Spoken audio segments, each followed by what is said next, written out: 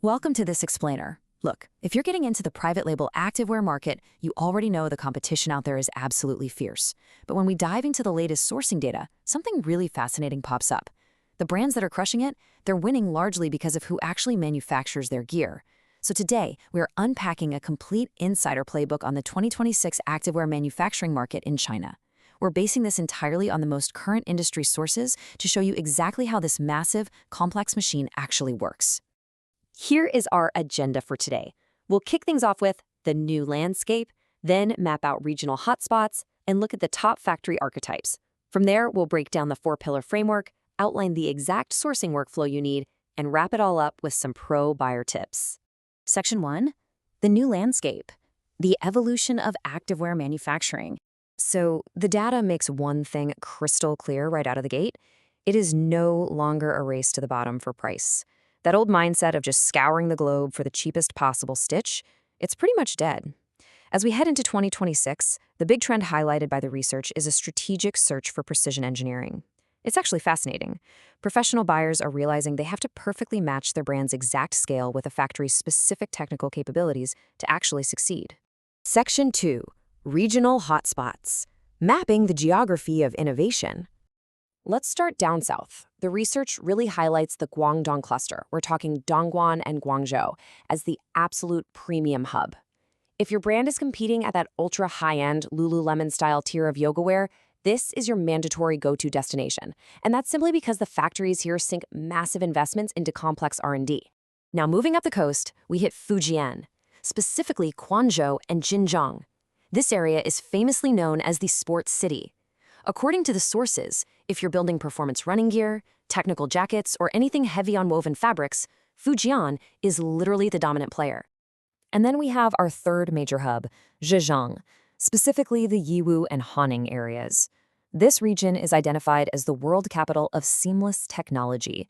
So if your brand is all about that zero-friction compression gear and circular knitting, this is absolutely where you're going to flock to. Section 3, top factory archetypes, choosing the right partner for your scale.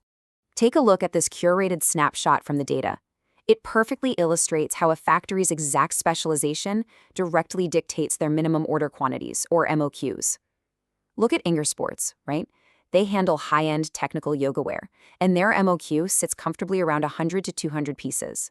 Now compare that to someone like Handa Enterprise, which is a bulk giant requiring upwards of 2,000 pieces. It really drives home the point that your brand's specific volume dictates exactly who you can partner with. And when you dig a little deeper into the numbers, the why becomes super clear. Premium tech factories charge higher sample fees, often for things like four-needle stitching, simply because of the highly technical pattern R&D involved. On the flip side, seamless specialists are running these massive Santoni machines. They inherently need higher MOQs just to justify the effort of threading those machines with your custom yarn colors. Section 4. The four-pillar framework, how to evaluate an activewear factory. The sources heavily emphasize that the absolute foundation of your product is the fabric. I mean, activewear is quite literally 70% fabric. The framework insists you always verify if the factory actually owns their mill or if they're sourcing from partners, and always demand lab dips to ensure exact matches for your custom Pantone colors. Here's a really handy rule of thumb we pulled from the material regarding fabric weight. Your ideal GSM, that's grams per square meter, for premium, squat-proof yoga leggings should sit right in this 220 to 300 range. Definitely keep that number in your back pocket. Moving on to pillars 2 and 3, certifications and equipment. The research here is incredibly straightforward. You have to demand hard proof. We're talking BSCI or SEDEX for labor rights compliance, Oeko-Tex Standard 100 so you know the fabrics are chemical-free, and GRS for verifiable recycled content. And on the equipment side, look for Santoni machines for seamless knitting, or laser cutting and bonding setups for those clean, stitchless finishes.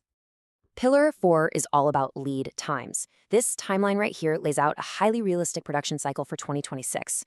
You're looking at 7 to 15 days just for the sampling workflow, 30 to 45 days for bulk production, and then 25 to 35 days for ocean shipping. Honestly, if a factory is promising you speeds wildly faster than this, the experts consider that a massive red flag. Section 5. Sourcing workflow, from RFQ to secure onboarding. Okay, this is the core playbook, a super strict 5-step workflow designed to totally mitigate your risk. First, filter your options by sending your tech pack to 5 factories. Second, order paid samples from the top 3 to test things like stretch and color fastness. Third is the famous squat test. Fourth, arrange a third-party audit before you even think about wiring that 30% deposit.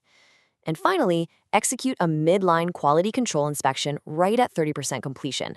The sources literally cannot emphasize step 3 enough. Stretching the sample fabric over a knee under bright light to verify total opacity is absolutely crucial. Never, ever skip the squat test. It is a complete non-negotiable for protecting your brand's reputation. Section 6, Pro Buyer Tips. Navigating common sourcing pitfalls. Let's wrap things up with a really common, fascinating question from the material. New buyers always ask, why can't I simply order 50 units in my own unique custom brand color when these factories will easily sell me 50 units in standard black? Well, it turns out it's just a practical matter of physics and factory equipment. Industrial dye vats require a certain minimum volume just to run properly. That translates to roughly 300 to 500 meters of material, which basically equals 300 to 500 pairs of leggings per custom color run. Here is another classic dilemma that trips up so many brands trying to optimize their margins. Is it actually better to source your fabric separately from a mill and then ship it over to a cheaper cut-and-sew garment facility? The overwhelming consensus in the playbook almost always opt for full package sourcing. That means the factory handles both the fabric and the sewing.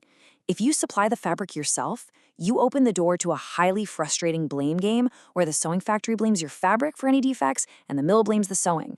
Stick with one partner and you get 100% accountability.